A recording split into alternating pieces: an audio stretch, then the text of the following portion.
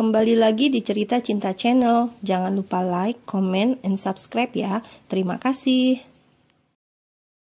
Dulu dia orang baik, aku kenal dia cukup lama. Dia masih begitu lugu dan juga polos. Ines tidak terlahir seperti kamu dari keluarga mampu.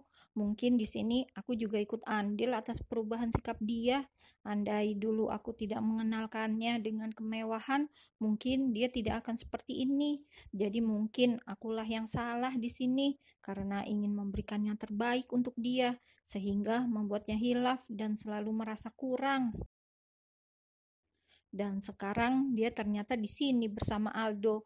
Aku jadi semakin merasa bersalah karena sudah membuatnya jatuh begitu jauh seperti ini. Bukan berarti aku masih mencintainya, karena kini di hati aku memang hanya ada kamu, El. Aku bersumpah, jelasnya panjang lebar.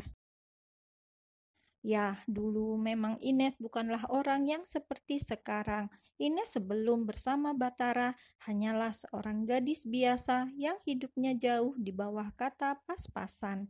Hanya sekedar untuk uang jajan saja, Ines harus bekerja usai pulang sekolah, menjadi bahan bulian hingga kerap menjadi sasaran cibiran para tetangga. Namun setelah ia mengenal Batara dan menjadi kekasih Batara, hidup Ines seolah berubah sangat drastis karena memang Batara memiliki segalanya. Dulu sebelum ia akhirnya kehilangan segalanya dan juga harus memulai dari nol.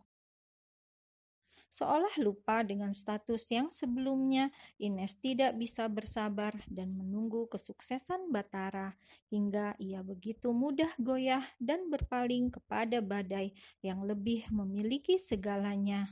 Awal pertemuan Badai dan Ines waktu itu karena Ines bekerja sebagai SPG di sebuah mall yang mana saat itu Badai juga tengah mencari sesuatu untuk kado sepupunya.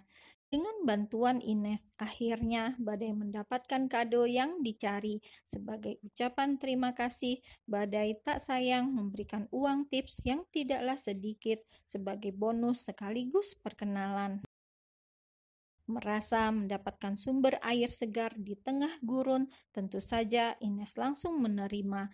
Dan sejak ia bertukar nomor dengan Badai, sifat dan perhatiannya untuk Batara seolah berkurang. Tentu saja karena Ines jauh lebih mementingkan Badai yang ternyata sangat royal padanya. Tidak peduli bahwa saat itu Badai masih mengenakan seragam sekolah. Ines merasa bahagia karena selalu diantar dan dijemput bekerja olehnya. Sedangkan Batara begitu sibuk dengan pekerjaannya hingga jarang ada waktu untuk Ines. Jangankan untuk mengantar dan jemput bekerja, bertemu saja sangat jarang. Komunikasi Ines dan Batara semakin memburuk karena Batara sering menghabiskan waktu di lokasi syuting. Hal yang membuat Ines semakin merasa bebas bersama Badai. Berulang kali Ines mencoba untuk bicara dengan Batara untuk menyudahi hubungan mereka, tapi Ines tidak memiliki alasan yang jelas. Ia juga tidak tega jika memutuskan Batara begitu saja, hingga akhirnya Ines membuat cerita yang begitu meyakinkan agar Badai mempercayainya dan membantunya agar bisa lepas dari Batara. Lalu, apa yang akan kamu lakukan? Bukankah tadi kamu juga sudah melihatnya? Dia sekarang sudah bersama laki-laki lain. Apakah kamu cemburu? Potong Batara sambil menatap lekat wajah Zevanya. Konyol, menurut Zevanya, laki-laki di depannya ini sangatlah konyol. Bagaimana bisa Batara memberikan pertanyaan yang sebenarnya ia sendiri sudah tahu akan jawabannya? Bukankah itu sangat menyebalkan? Batin Zevanya. Mana ada perempuan di dunia ini yang tidak cemburu saat melihat laki-laki yang dicintainya masih memikirkan mantan kekasihnya. Meskipun katanya cinta itu sudah tidak ada dan hanya rasa kasihan, Tapi tetap saja Zevanya merasa cemburu karena dirinya sudah susah payah membantu menyelesaikan kesalahpahaman antara Bathara dan Badai. Namun justru kini Bathara merasa kasihan pada musuhnya tanpa memikirkan bagaimana kekasihnya. Konyol dan menyebalkan batin Zevanya. Tujuanmu kemari untuk apa? Apakah kamu jadi mau melamarku? Kalau iya, maka kamu harus datang ke rumahku, temui papaku dan saudara kembarku, bukan malah mengajakku berdebat di sini hanya untuk membela yang tidak penting. Cetus Zevanya panjang lebar dengan wajah memberengut kesal. Sementara itu, Bathara semakin tak kuasa menahan tawanya kala melihat raut wajah Zevanya yang manyun seperti itu. Entah mengapa setiap kali ia melihat Zevanya memberengut, justru ia semakin merasa gemas dan sangat ingin mencubitnya atau bahkan lebih. Apakah kamu yakin? Kamu sudah siap untuk menikah denganku? Tanya Bathara kembali mengajak Zevanya untuk duduk. Jadi, kamu tidak siap melamarku? Kamu mau mengingkari janji kamu? Aku tahu kamu batalin niat itu karena kamu goyah gara-gara mantan kamu. Oke, kalau gitu Aku hanya bertanya satu hal, kenapa kamu balas begitu banyak? Potong Bathara langsung menghela nafasnya dengan berat. Ya, aku kan juga cuma bertanya, jawab Zevanya dengan ketus, namun membuat Bathara kembali mengulum senyumnya.